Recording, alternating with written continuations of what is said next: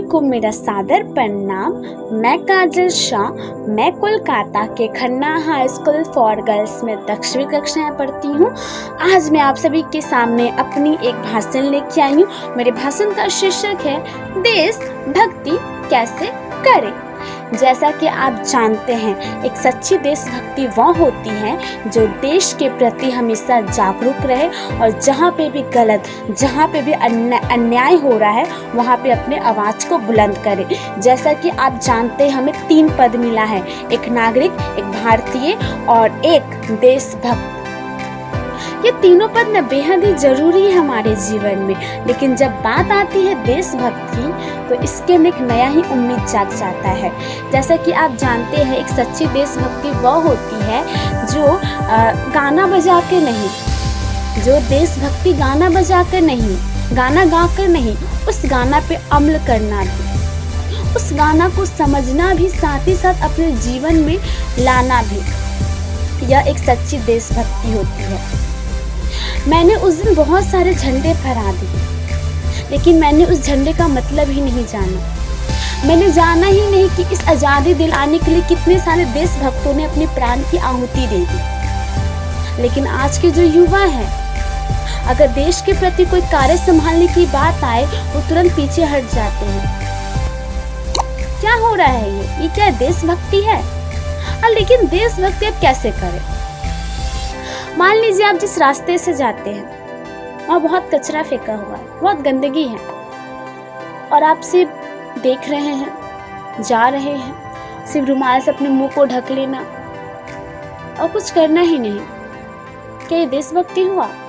ये देशभक्ति है ही नहीं। देशभक्ति वो होती है जो देश के प्रति, अगर कहेंगे गंदगी फैली हुई है तो मुझे अपने नाकों को बंद नहीं, लोगों को समझाना है कि आपने अगर स्वयं को देशभक्त कहा है तो आपकी जिम्मेदारी भी होनी चाहिए कि देश के प्रति आप अपना कुछ योगदान दें। अगर मान लीजिए वो गंदगी फैला हुआ है, अगर उस गंदगी से हमें कई सारी बीमारी भी हो सकती है, उस गंदगी से दूर नहीं, उस गंदगी को हमें सबको मिलकर मिटाना है। ये होती है सच्ची देशभक्ति। कोई गिरा हुआ मैं उसको देख के हंस रही हूँ, क्या ये देशभक्ति हुआ? हम लोग ऐसे करेंगे देशभक्ति, हम लोग उसको उठाएंगे और कहेंगे एक कदम और चलो ना, और रास्ता खुलते जाएगा। ये होती है देशभक्ति। बेईमानी से किसी का पैसा हड़प लेना, क्या ये देशभक्ति हुआ? ये तो पूर्ण रूप से अपराध हुआ।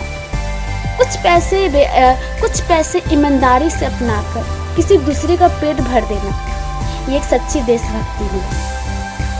उसके साथ ही साथ अगर कहीं पे गलत हो रहा है, किसी का घर उजड़ रहा है, किसी के साथ गंदा हरकत हो रहा है, तो वहाँ पे अपने आंखों को बंद नहीं, जैसे कि गांधी जी के 3 बंदर थे, बुरा मत सुनो, बुरा मत कहो, बुरा मत देखो।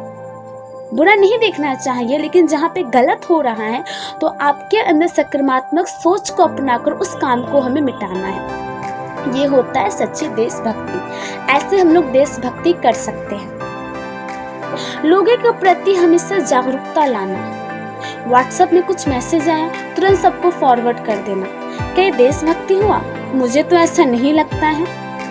उस मैसेज को जानना, लोगों को बताना, तुरंत आया ऐसे भेज देना, क्या ये देशभक्ति हुआ? नहीं, ये देशभक्ति नहीं है।